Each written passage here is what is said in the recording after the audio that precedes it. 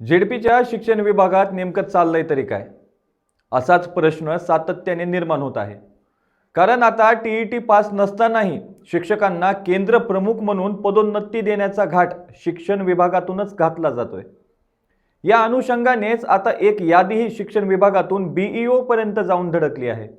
मागच्या अनेक दिवसांपासून केंद्र प्रमुख पदाच्या प्रमोशनचा प्रश्न मार्गी लागलेला नाही। नियमाचे उल्लंघन होत असल्यामुळेच हा प्रमोशनचा प्रश्न रखडलेला आहे। आता मात्र नियमांना फाटा मारून या प्रमोशनला एक प्रकारे पायच फुटले आहेत। कारण टीईटी पास नसतानाही जिल्ह्यातील प्राथमिक पदवीधर आणि पदवीधर मुख्याध्यापकांना पदोन्नती देण्याचा घाट शिक्षण विभागाने घातला आहे। या संदर्भातच शिक्षण विभागातून एक पत्र आणि एक यादी बीईओ पर्यंत जाऊन धडकले आहे। नमस्कार, मी बालाजी शिंदे, तुम्ही पाहताय लोकाशा टीव्ही।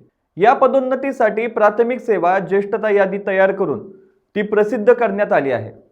तसेच ही यादी संबंधित शिक्षक संवर्गातील प्राथमिक पदवीधर आणि पदवीधर मुख्याध्यापकांच्या निदर्शनास आणून द्यावी।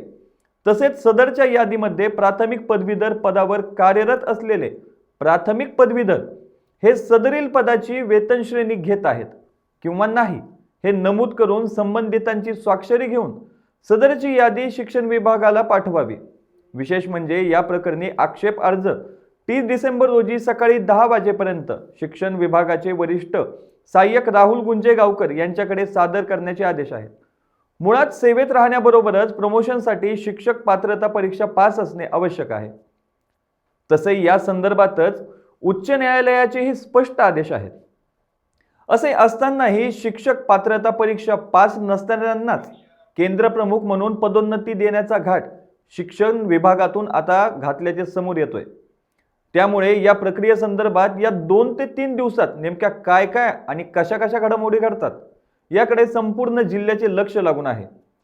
प्रमोशनच्या संदर्भात यादी प्रसिद्ध करू नये असे स्पष्ट आदेश उच्च न्यायालयाचे आहेत। मात्र बीडमध्ये तर प्रमोशनची यादी प्रसिद्ध करण्यात आहे।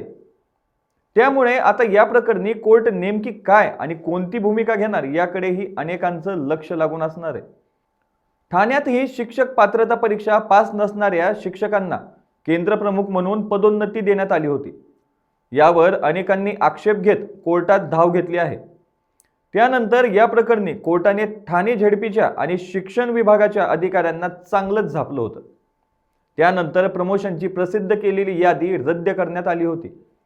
नियमबाह्यपणे शिक्षकांना केंद्र प्रमुख म्हणून पदोन्नती देऊ नये अशी मागणी बीडमधील अनेकांनी केलेली आहे। त्यानुसारच ते या संदर्भात कोर्टातही गेलेले आहेत। त्यामुळे जर सदर शिक्षकांना प्रमोशन मिळाले तर हा मुद्दा पुन्हा एकदा चांगलाच तापणार आहे। अशाच ताज्या अपडेट्ससाठी लोकाशा टीव्हीला सबस्क्राइब करा आणि लाईक करायला विसरू नका।